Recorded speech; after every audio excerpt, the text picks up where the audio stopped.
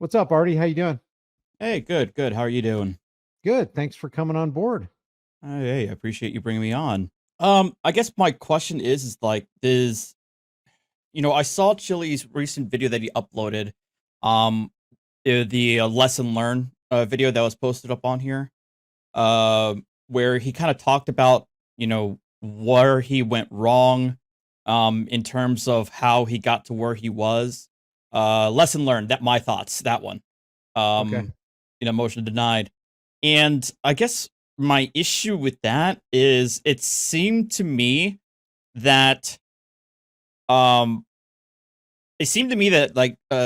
Chile still laid a lot of the responsibility or a lot of the blame onto the judge about her supposed biases in favor of the police.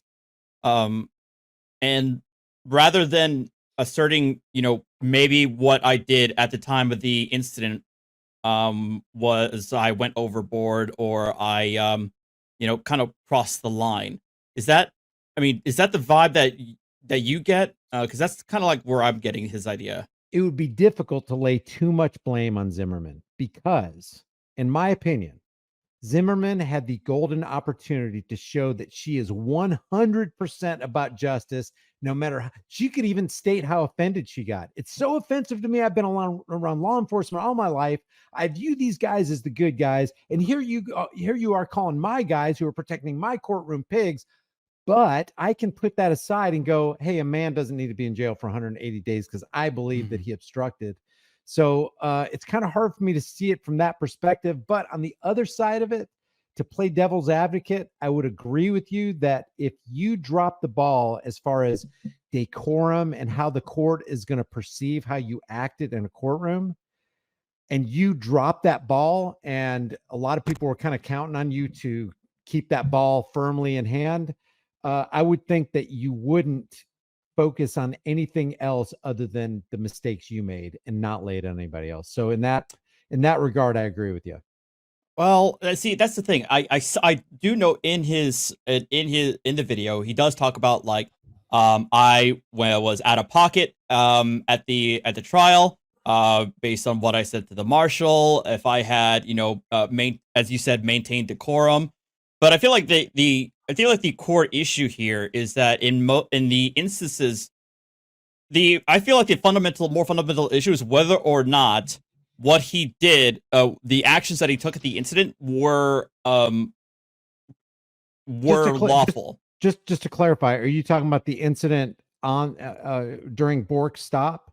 Is that what you're talking Yes, about? correct. Yeah, the traffic stop itself. Yes, and the Okay. actions that were taken there. Okay. Your He, belief is that Bork did what was lawful? I believe that he kind of did what was lawful at the time. I think the state proved their case. How That so? Chile How so? that he obstructed the was obstructing the crime scene. Excuse me, or the traffic stop, I should say. Um, by introducing himself into the traffic stop, being that close to the vehicle at the time, and when Officer Bork told him several times to back away, Chile like did a little scooches back, but he was insistent on not really following his directives.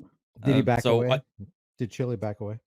he did, but it was not sufficient for the officer's safety, or at least that's how he testified to. Well, I mean, there's three things. First of all, the credibility of the officer is reduced in my mind because number one, traffic law trumps constitutional law, and that should never be.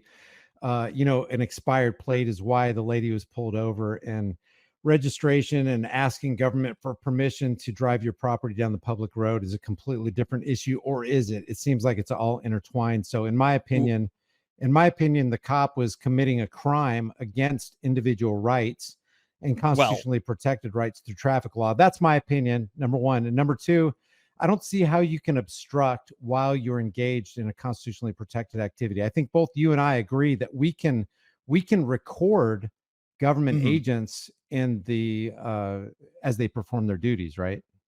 absolutely. What Although I yeah, absolutely agree with you. Although I would say there is no um driving is a privilege, not a right. I would make that distinction. Yeah, we would disagree on that, but I mean, I'd rather, I don't want to get off into the weeds on that, and that could be a discussion for another time. But how close would you say, or how far away would Chille or anybody have to be to where it could never be considered obstruction or interference?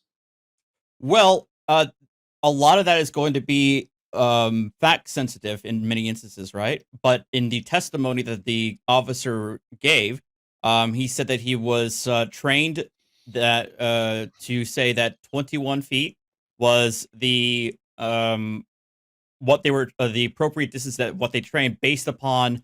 I believe there was a lot of different studies or studies done about the reaction time between a police officer and somebody going from a stop to a running start to close the distance. So he made that testimony. He gave that testimony in court, and the judge obviously found it credible, since she's the trier of fact and the trier of law. Then why couldn't Bork have just said, and we know that the Bork's excuse was, well, Chille didn't allow me to say that, which is bogus, because Bork said a lot of things, and he said back up a lot of times, and he could have inserted in there, I need 21 feet. If Bork had an expectation that wasn't verbalized, and there is no law codified on how far back a person should be, and a person actually did take a step back while Bork, Bork lied 3 times on the stand, right? He said he absolutely did not go back. And then when Michael Mee pressed him on it, he said, well, he backed up some, it wasn't 0 feet. And then he went back when the prosecutor talked to her again and said he didn't back up at all. So he lied 3 times on the stand, because Chille did back up. When you asked the defendant to back up, did he follow your order? No, he did not. Okay. I gave him 3 additional warnings to back up.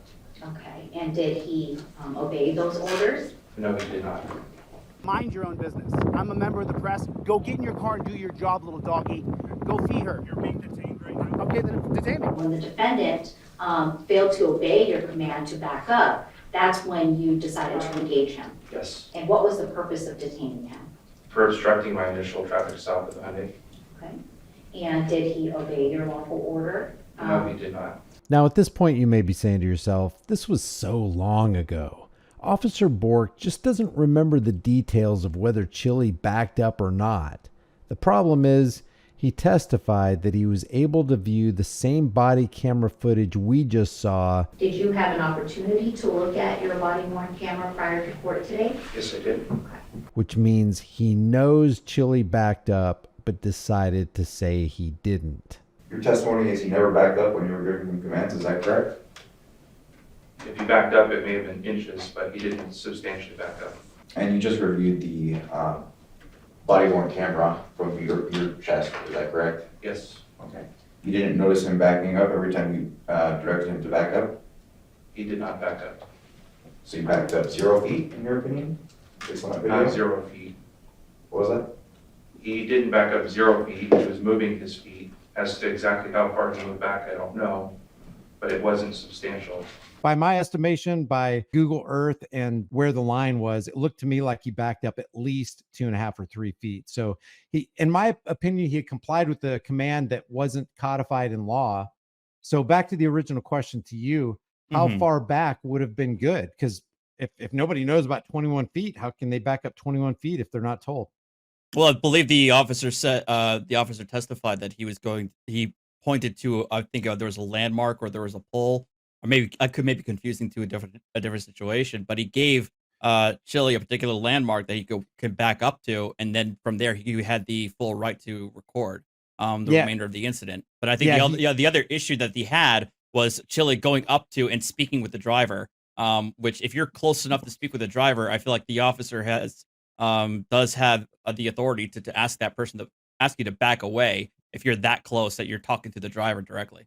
Right. Did he comply with don't speak to the driver after he was told to not speak to the driver? And we both agree that he complied with backing up, although it wasn't enough for Officer Bork. And there was one thing you conflated. He didn't tell Chille out there in the parking lot, I want you going over there. Michael Mee asked him on the stand, where would you have liked him to go? And he said he would like him to go to that light pole where the truck was. I would have guided him if he wasn't arguing with me back toward the light pole and the parked semi truck.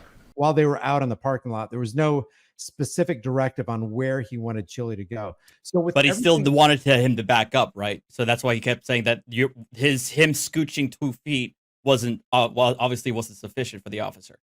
You're right, but no, you could never know that.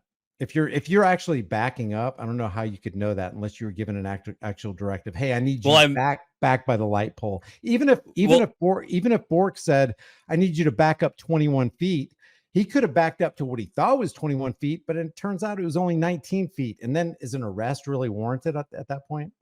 No, I wouldn't say. I don't know the facts and circumstances going there, but he obviously the amount of backing up that Chille did wasn't sufficient for the officer. He could easily have said, okay, back up. Okay, right there, you're good to go. And then he could have told Chille that he was at a sufficient distance right there.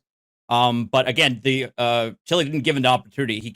Chille kept on being, verbally aggressive, being very hostile to the officer, and not really giving Officer Bork a chance to even clarify where he wanted him to back up before the officer wanted to detain him. You heard that right.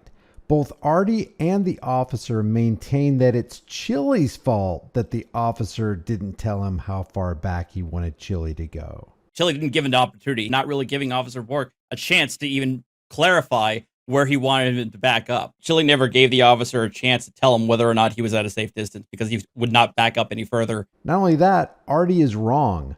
Bork did not tell Chille at that time that he wanted Chille back by the red semi. That was Bork's testimony of what he would have said if only Chille had given him the chance. By the way, that truck was parked 55 feet away from the driver's side door where Bork was standing during the traffic stop. And this is where more of Bork's lies come in on the stand. What would have been substantial in your opinion, or what do you mean by that? I would have guided him if he wasn't arguing with me back toward the light pole and the parked semi-truck. How far back did you intend to have him back up, even if you didn't express that? In the background of the video, you could see that there was a parked semi-truck and a light pole. I would have directed him somewhere in that area, which would have been outside the 21 feet. And your testimony is you didn't have any time during the entire back and forth to tell him a specific distance to back up to? Not time, but no opportunity. How so? Well, every time I tried to speak with him, he would argue. He wasn't listening at all. So if he's not understanding back up, how would he explain something that was more complex? Well, what was preventing you from saying back up to a particular location? First, I would want him to back up, and then if he didn't back up far enough, I would give him an exact location. But you never did, correct? No, I never did. Well, we could say Chille didn't give him a chance, or Bork chose not to take the chance, because we know Bork was saying things. He could have said, I need 21 feet, or I need you back by the light pole. He could have said that. So my contention is that no written law was broken. And if no written law was broken, I mean, we can talk 21 feet all day, but it's not codified. There's no Nevada revised statute. There's not even an ordinance like there was in Houston versus Hill. I would argue it would be very, it would be constitutionally suspect to give a bright line rule, to codify a bright line rule, because the declaration of distance is going to be a very fact sensitive situation, because it's going to depend on whether there's an active crime scene, whether there's somebody still, there's an active shooter situation, whether it's something like what we saw earlier, where it's a traffic stop. So the determination of distance for officer safety is going to be a very fact sensitive, and I don't think codifying a bright line rule is a good idea. I think that it has to be fluid to conform with the circumstances on the ground. Yeah, my opinion is neither officer safety nor anything else can trump individual unalienable rights. That should always take the front seat. Now, somebody could come back and go, well, then you're probably okay with them being 1 foot breathing down the neck of the law enforcement officer. Well, I mean, that we can go into ad ridiculum, but that's not what was happening. He was, by my estimation, he started off about 10 feet back. He ended up about 13 feet back. It wasn't enough for the officer. He laid hands on him, but the officer did not go for Chille and come after him until Chille said, "Get back to the car, little doggy." As soon as those fell out of Chille's mouth, that's when the arrest took place. I'm a member of the press. Go get in your car and do your job, little doggy. Go feed her. In my mind, that action was triggered by a word that the cop didn't like. Zimmerman and Bort can say all day, "Oh no, I didn't mind him recording. I didn't mind him exercising freedom of speech. I didn't mind him calling the bailiffs a pig during the court proceeding." But throwing a guy, let's say he did obstruct, and let's say he did resist arrest. Nobody was harmed. Nobody was threatened. No property was damaged, and therefore no. If you want to give a citation, whatever, but no guy should be in jail for 180 days, let alone 18 days, in my opinion. Well, I mean, you could say that, but I think the judge and both the state and the judge also looked at Chille's prior history. I mean, he obviously has a prior history of engaging in this behavior. As a matter of fact, what was it, a couple of weeks ago, that he was arrested by the Las Vegas police again for entering into a crime scene and acting the way he was acting. Isn't that irrelevant based on what the judge said in that last part? She said the only reason I did it is because he jeopardized officer safety. The problem with the argument that your attorney makes is it completely fails to consider the safety of the officer and the safety of the driver. But you did interfere with his investigation. You did interfere with his ability to do his job. You did put him in a position where he is concerned for his safety and the safety of the driver. I sentenced him for his behavior for the 2 charges that he faced. So the cover story argument from the judge is that Chille was only sentenced because she believed he obstructed and resisted, and it wasn't in any way because he has a history of despising cops and calling them pigs. Now, we know better, and the reason we do is because of the actions of the cop after being called a doggy. And we know that also because of all the unnecessary judge-splaining from Zimmerman in the courtroom and the clearly defensive posture she took when Chille was nodding his head and giving the thumbs up that he hated cops. And now we have Artie verbalizing what we all know to be true. The judge and both the state and the judge also looked at Chille's prior history. The powers that be don't like us insolent peasants disturbing tyranny while it's in session. But then Artie backtracked a little bit and then reiterated again that the severity of the sentence may have been affected by Chille's antics in the courtroom, which they really should not have had any effect if there was any kind of true justice to be found in that Nevada court. There's I agree with you. What you just said is irrelevant, though, unless you're saying that you have inside information that that's another reason they gave him a charge like that. No, I don't think that's another reason why why the judge put the position that he did.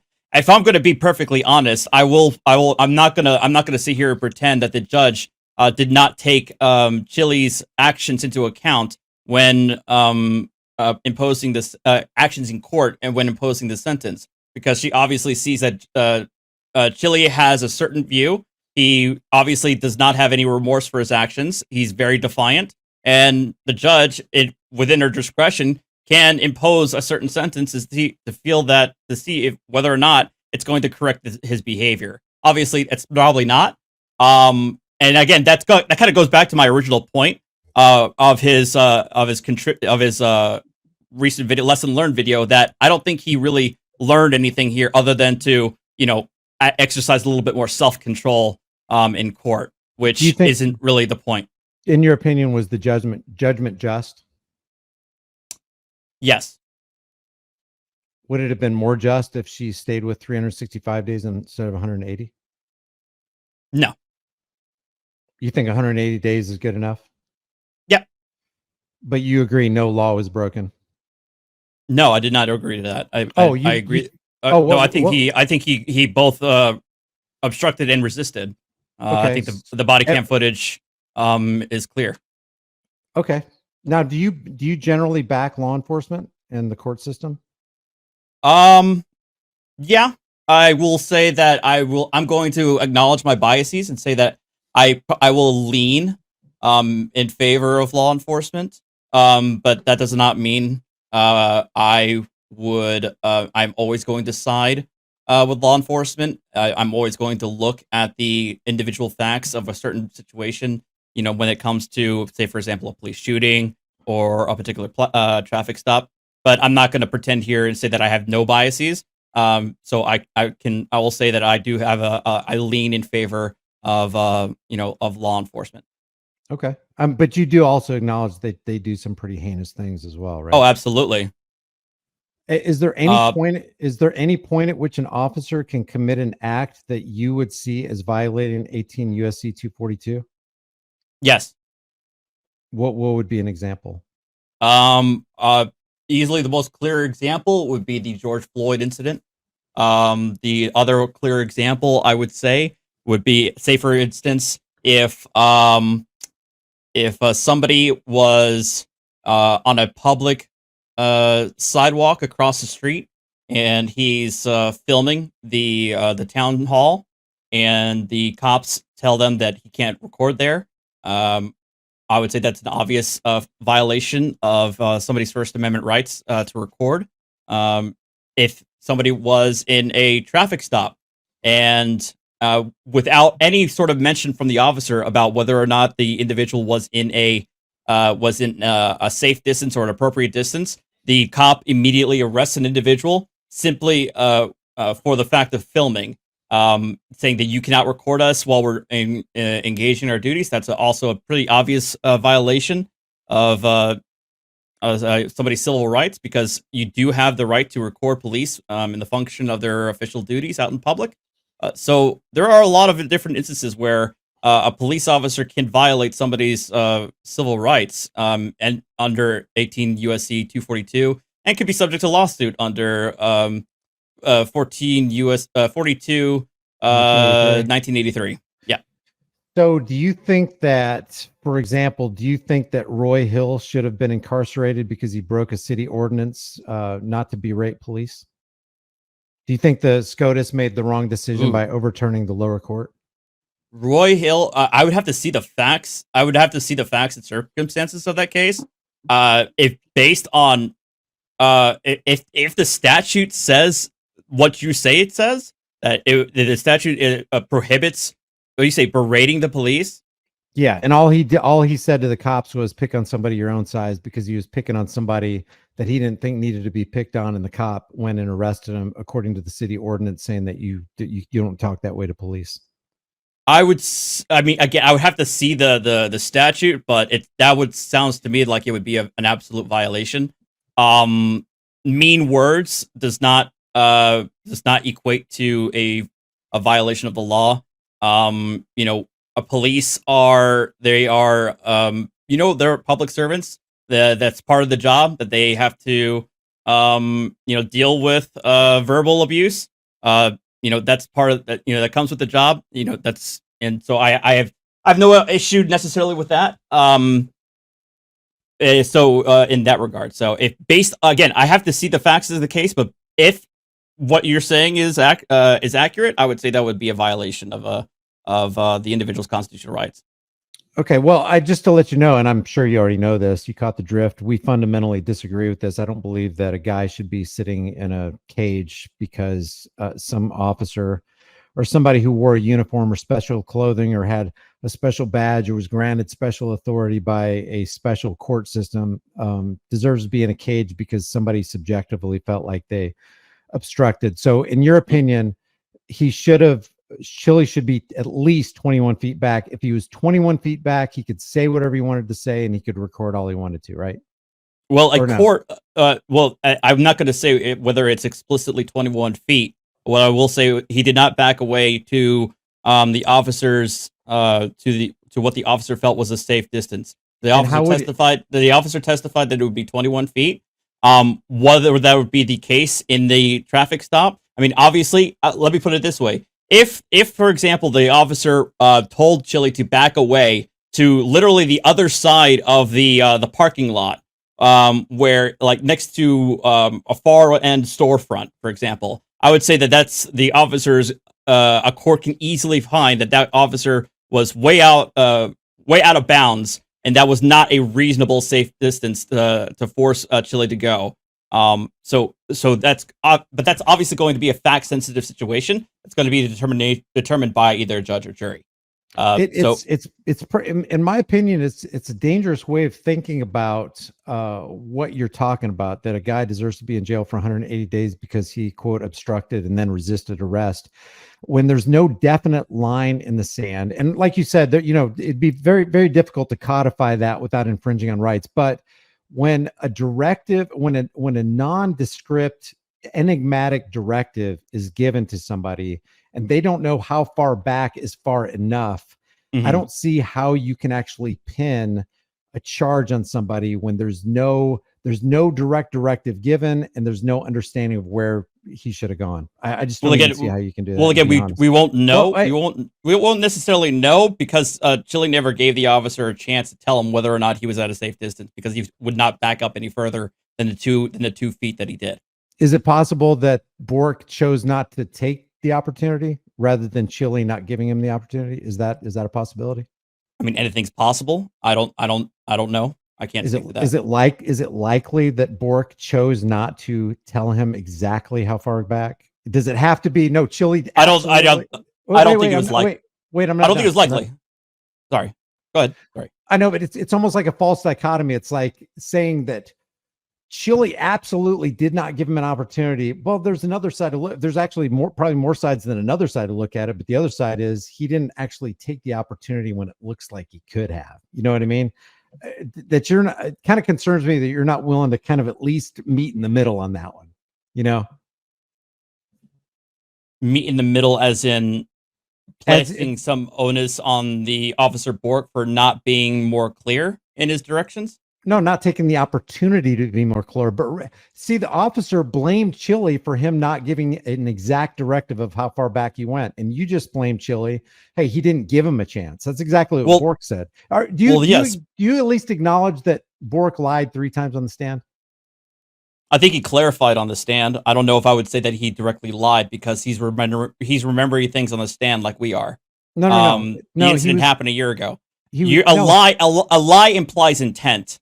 I don't think Officer Bork intentionally lied on the stand. He was No, I said, do you think he lied? Because he was played the video where it clearly shows Chille took a step back. You agree that Chille took a step back. It wasn't enough for him, but he said 3 times he did not step back when he was pressed further. You said that he did say he did not step back enough. That's what he testified to. You said he clarified, and then he also said that he did not step back. Yes, right? He was being, he waffled. He said 2 things.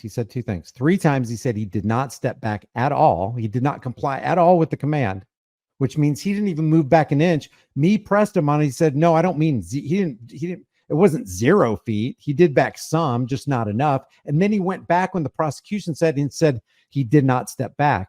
That is not being honest, especially given the fact that the laptop played the video showing Chille stepping back. It doesn't matter if it was a year ago. He was just refreshed a couple seconds prior to him being dishonest again. Okay. So do you? I don't know. I don't know if I don't know if the officer not saying that he did not step back at all, or did not step back, only step back at an insufficient amount, really goes to whether or not Chille was still obstructing the officer. No, it's just my question was, did he lie on this? Did he tell an untruth on the stand? I don't care what his motives are. In the face of video evidence, did he? You're by asking me whether or not he's lying, you are telling me his motives. You're asking me to place intent. No, I'm not. I didn't say a lie implies intent, though. A lie implies intent. It does? Yes. Oh, really? Yes. Okay. There's a difference between being wrong on something and intentionally telling a non-truth, knowing that it's not true. Artie's right here. A lie is a false statement with the intent to deceive others into believing that lie is true. To me, calling someone a liar is a heavy-duty accusation. I hesitated here because I don't want to believe that anybody, including a cop, would just sit there in the face of video evidence and say that somebody didn't move back when they clearly did. Both the defense attorney and the prosecutor asked Bork if he reviewed the body cam evidence prior to the trial. He said yes, both times. And he was also shown the video in the courtroom. And while backing off on this untruth, we'll call it, once, he maintained that Chille didn't move back at all. This sure looks like a lie with intent to me. Well, Right? how could he knowingly say that he didn't step? Then here's the question for you. How can he knowingly say he didn't step back at all when the camera just showed that he did? It was very clear. As a matter of fact, it was so clear, it couldn't have been more clear because he was on a park. Chille was within, his right foot was completely within the parking line. 7 seconds later, he was completely 3 feet outside of that parking line. And in the face of that, Bork said he didn't step back. Okay. So how can that not be intentional? Or did Bork close his eyes when the prosecution played that part of the video? I don't know what I can't. I'd have to go back to the trial and see what he saw at the time. But you're asking me to say whether or not he intentionally lied. Again, even if we're going to say, even if you want to make that a charge against his credibility, we still have the remainder of the body camera footage demonstrating that Chille was not about to listen to any of Bork's commands. But he did listen to his commands. He didn't. He stopped talking to the driver and he stepped back. You're saying he stepped back. He stepped back a foot and a half or 2 feet. Which said he did. But I think he said he didn't comply with his command, and he did. No, he didn't, because the officer Bork kept telling him that that's not to continue to back away, but he wouldn't do that. You know you're being dishonest with the video, right? The video. No, I'm not being dishonest. I mean, I have the raw footage of the body camera footage on my YouTube channel. You just said that Chille didn't comply with the command. Did he stop talking to the driver? He did not comply with the additional commands that the officer Bork was giving. Did he stop? Yes, I did not. Okay, I apologize. I didn't mean to make that Chille did not comply with any of Officer Bork's command. He did not comply with his commands to continue to back away. That's what I'm trying to clarify here. Oh, he didn't continue to comply with the commands. Correct. Okay. All right. Well, we are in a fundamental disagreement. You think somebody should be in a cage for 180 days for not following a subjective order that you could never know how far back is far enough. And I have on the screen, as you're talking, video evidence of him having complied with the command that you say he didn't comply with. Okay, so but he didn't continue to back away, did he? He backed away. He didn't continue to back away, did he, though? He backed away until he stopped, until the officer... Until he stopped, and then he told Officer Bork that I only have to back away 10 feet, apparently. But we all know that that's not codified in law either, in Nevada. I don't know why Chille decided to bring up Arizona law in a Nevada court case, but Chille made it clear that he was not going to comply with any further commands from Officer Bork from there on out. Let's fact check Artie on this. There are two things here that are very clear from the video. Number one, Chille backed up until Bork stopped telling him to back up. And number two, Chille never said he wasn't going to comply with any further commands prior to Officer Bork advancing toward him to lay his hands on him. You good? Why'd they say that you were pulled over? Oh, I see. Oh, I see. Oh, gotcha.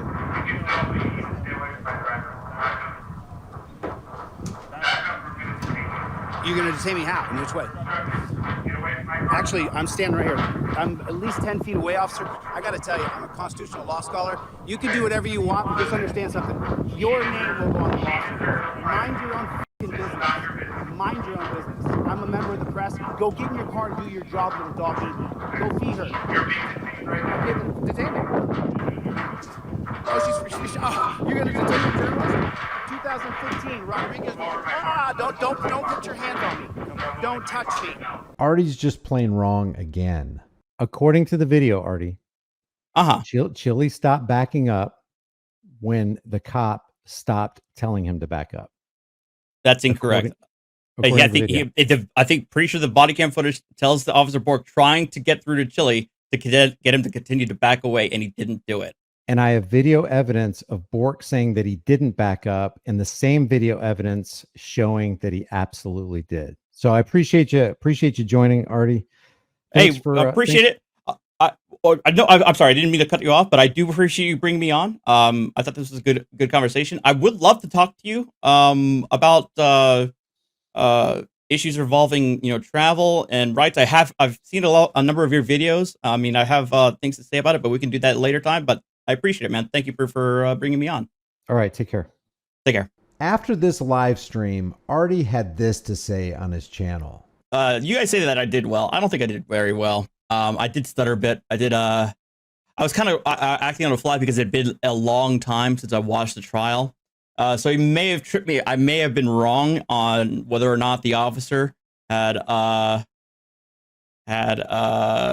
said that he didn't stop. He didn't back away. Then he did back away. Then he didn't back away. But I did point out to him, and he seemed flabbergasted at the idea that the officer. There's a difference between lying and a difference between saying something that's not true. I did see. I was trying my best to avoid chat. I did see a lot of the a lot of the typical bootlicker, but also, oh, he's a member of the bar. A lot of little soft sit instances. I know that here's the deal, and I alluded to that in our chat, that he is a right to travel guy. He absolutely is, and I've known that for a while. And I hope that he takes up my offer to talk about that in a live stream. I would love to talk to him about the right to travel, because God knows I want to debate, damn it. And, it's not, they are always so cowardly, and they never want to put up, they never want to engage, because they know that it's not going to survive, even the slightest scrutiny. Now, I've always found it puzzling that some who want to debate enjoy declaring themselves the victor before a debate even materializes, which tells me that there's no willingness on their part to truly try and understand the issues and admit to the possibility that they might be wrong.